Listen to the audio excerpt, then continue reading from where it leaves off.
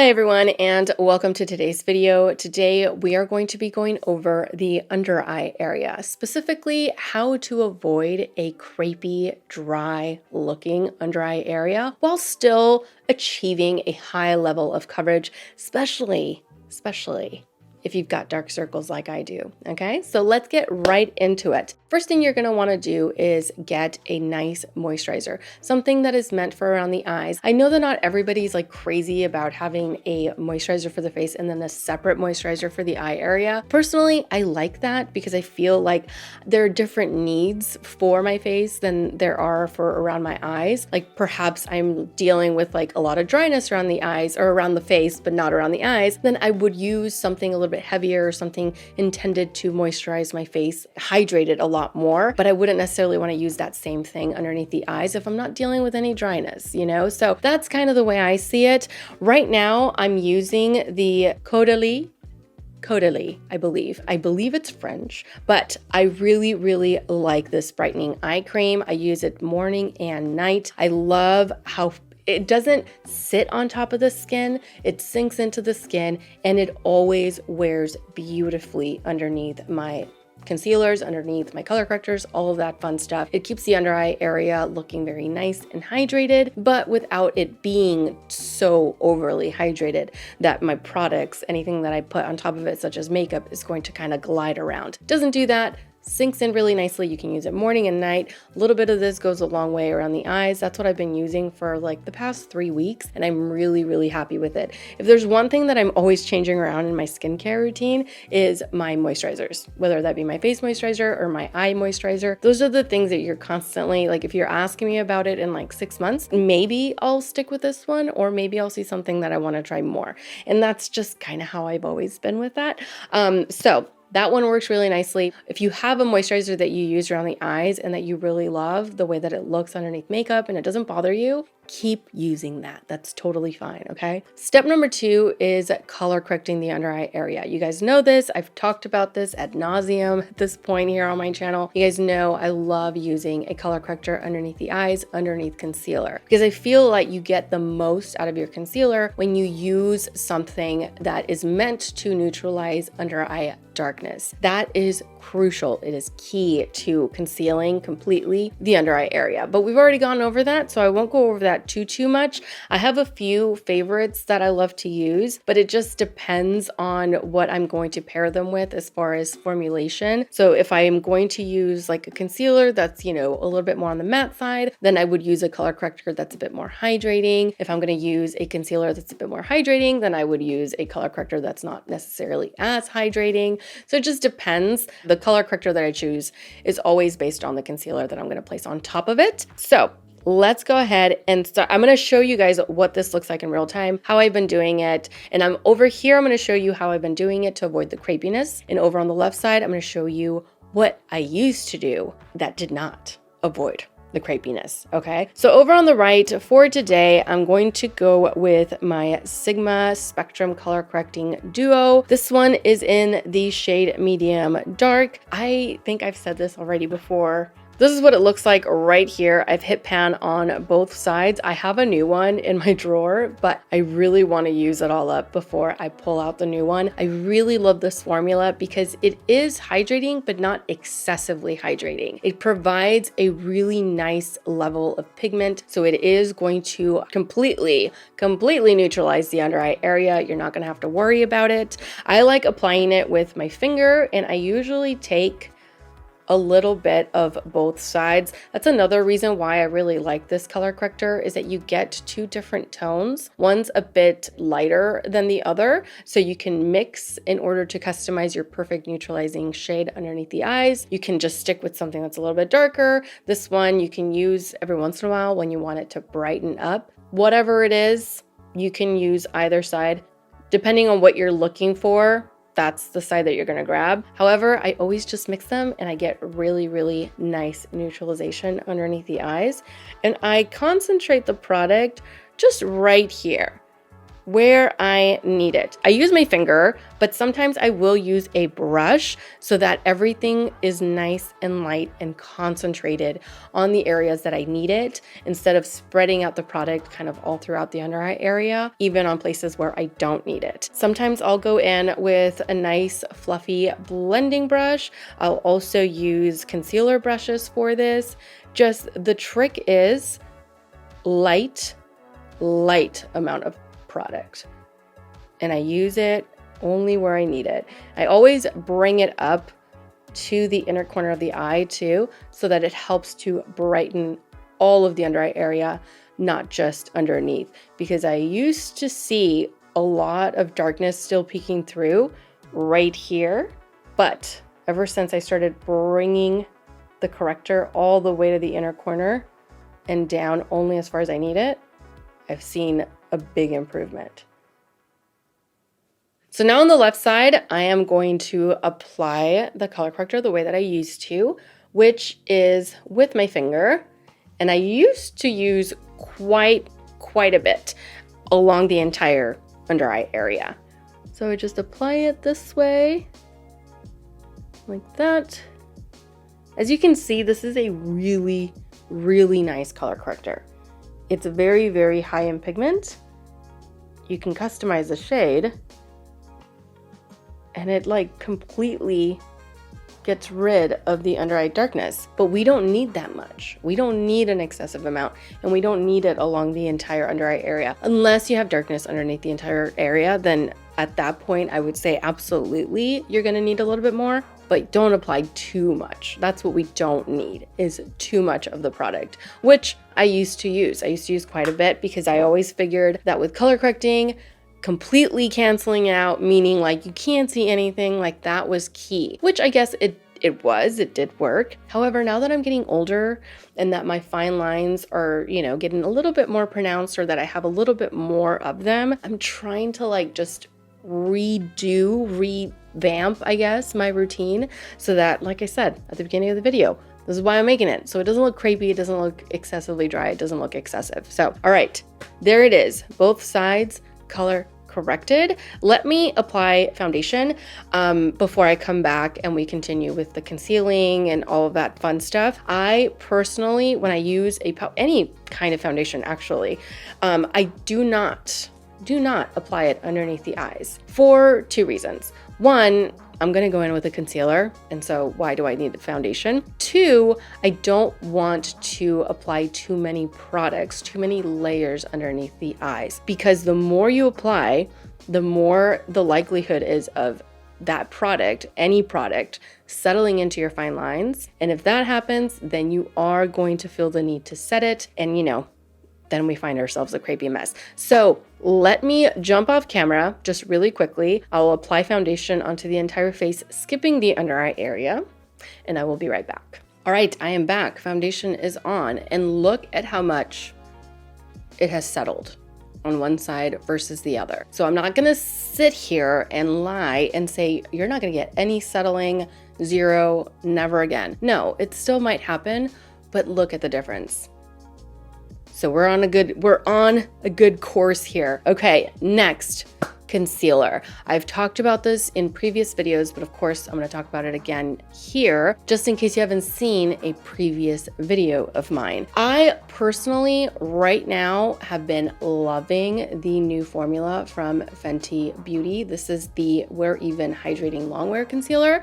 Currently, I mix these two shades. This one is 235W, which is warm, and I mix a little bit of this into 225N, which is neutral. I find that the neutral is just a little too light, the warm is just a little too warm and a little too deep, but when I combine them, it gives me a really good shade match, and that's my point. I love to stick with a concealer that is as close to my foundation shade as possible. That is going to give me the highest level of coverage with the least amount of product. That is key. It is crucial. I find that if I wear something that's a little too light, if I grab a concealer like we're told to do to highlight the under eye area, you're supposed to do 1 or 2 shades lighter, which for me would be 225N. That is going to look super, super light. And if you haven't canceled out your darkness underneath your concealer completely, it's also going to look super, super gray. So if you've ever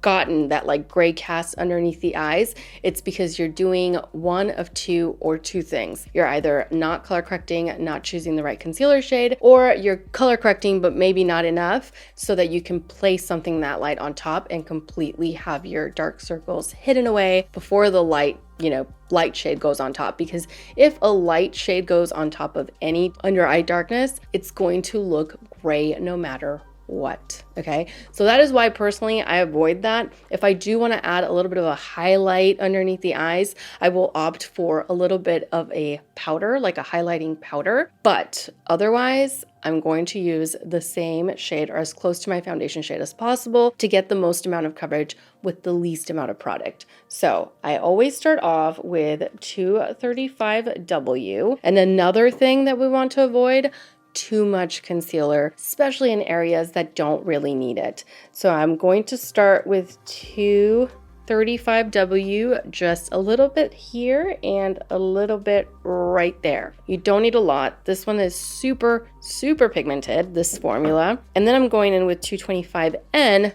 to mix it into the equation. And I'm just doing a little dot in the middle. And of course, just like with a corrector, we want to stick to the area that needs it the most. What I would have done before is I would not have done an upside down triangle. Like I haven't done that in a really long time, but I would have definitely applied a bit more than this. So I would have gone in with a little bit of that, like that, a little bit of 235W, and then I would have topped it with 225N, like that. Now this isn't like a full upside down triangle or anything like that. And it's probably gonna look really good underneath studio lighting if I'm going to do any kind of like a headshot, or if I'm gonna, depending on the lighting, it's gonna look really good and really concealed. And you're gonna think to yourself, Sarah, why are you not doing it like this? However, we're trying to minimize the crepiness, remember? And we're trying to still conceal as much as we can the under eye darkness. This is the amount you want to use. Don't overdo it. It's really, really hard to kind of like come back from overdoing it than it is from just adding maybe a little bit more if you need it, over on the side that you are, or for me, over on the right side. If I need a little bit more, I can add a little bit more and that'll be fine. But going back down from applying so much, it's like you may as well just wipe everything off and start it all over again. It's very, very hard. Another thing that I do now that I didn't do before, or I kind of tried it out here and there, is setting spray on my brush or directly on my face and then blending out my concealer. I'm gonna do it on the brush though, because I am taking my time. Even though it is a hydrating concealer, I'm taking my time. So I'm just gonna apply a bit of a setting spray onto my blending brush. This one's from Joa. It's their concealer brush. I picked it up at CVS like a couple weeks ago and I forgot that I had it until I reached into my brushes today and realized I didn't have a concealer brush. So I popped this one out. Really, really nice. Very, very dense, very, very soft, and it's super inexpensive. I sprayed it with a little bit of my all-nighter vitamin C spray from Urban Decay, and this is what I'm going to use to just blend this side into the areas that need concealing.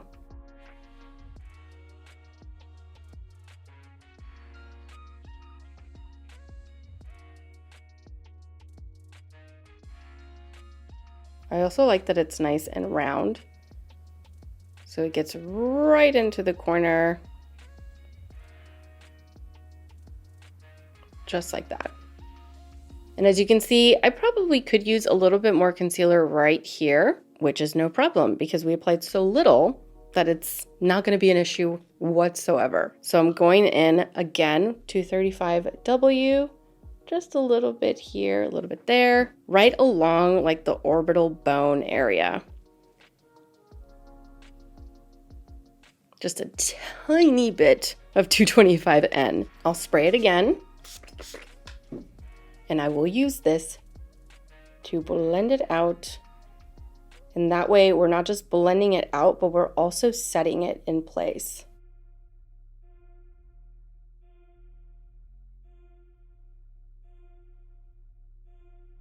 just like that. And you want to keep it a little bit lower than you otherwise would because our fine lines tend to be closer to the under eye area. So they're not necessarily going to come all the way down here to the orbital bone. A lot of the time they do stop like, halfway down. And that's where you want to concentrate your products, is darkest area, least amount of fine lines. And there is that side. I just have to wait for it to set. And like I said, you can always apply a little bit more, but you can't apply less. Now over on the left side, I have my Expert Concealer brush from Real Techniques. And this I am going to use to blend this side out.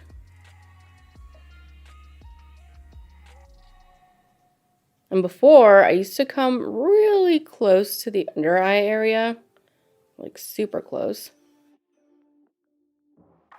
And then blend it out like this.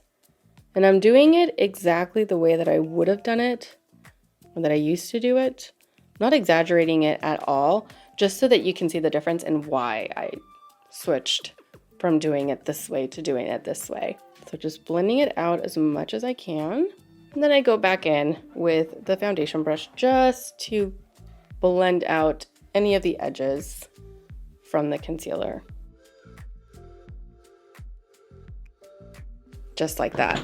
I'm like trying to look to see if there's any settling, but not really. So this is going to need to be set with a powder. Absolutely. Look at it. It's already starting to settle into my fine lines. The corrector was already settling into my fine lines because I used too much. Concealer is settling into my fine lines because I used too much. Everything is settling into my fine lines because I used too much.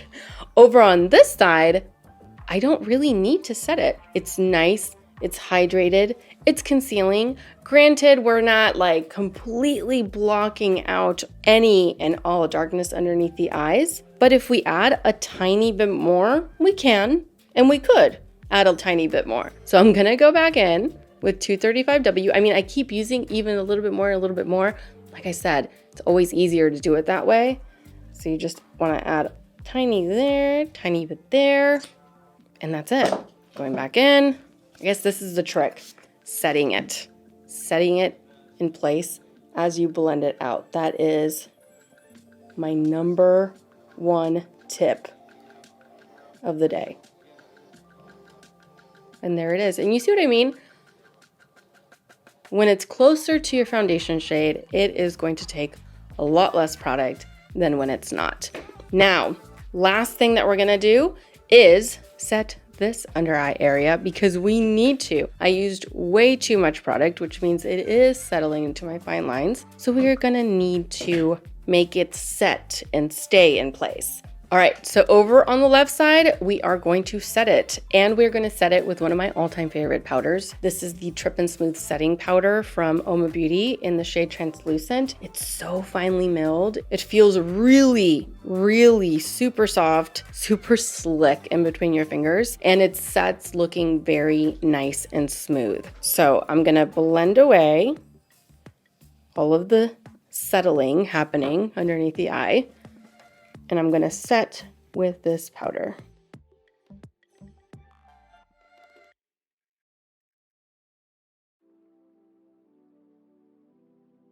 Just like that. There's nothing wrong with the powder. I love this powder. Like I said, really nice and smooth,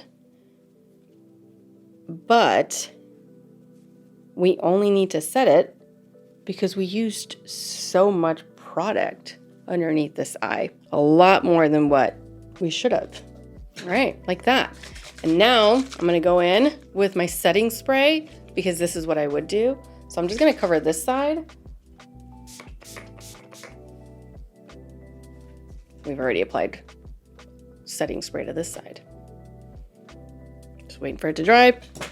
All right, so over on the right, we did not set with the powder because we don't need to, because we definitely used a very, very, very small amount of product underneath the eye. If you really wanted to, I guess you could set it very, very lightly. What I would recommend is a brush of some sort. Not a sponge, not anything that's going to pick up way too much powder, just something that's going to give you a very light dusting. For me, it's these small blending brushes. This is the Soft Blend number 20 from Sigma Beauty. Just grabbing the tiniest amount of product, and you just want to like drag this back and forth. It'll get rid of the shininess, and it will also help to kind of hide the hollow underneath the eye that a lot of us with dark circles tend to have, okay?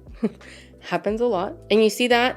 There's a difference. Nice, soft, natural, a bit more, I don't know, shall I say plump, you know? A little bit more just youthful looking than this side. The side that we applied too much product to, too much powder to, it definitely ages us. I mean, not like aging is bad, because it's not, but it does make you look older than what you are, or just it makes you have fine lines, or it gives you fine lines that you typically wouldn't have. So there is the difference. Let me zoom you guys up real close so that you can see the difference up close, and then I'm going to show you what it looks like under natural lighting, and I'm going to turn these soft boxes down so that I'm not getting this very flattering light, and you can see what this will really truly look like in person. All right, so here is the under eye area. This is the side that we did not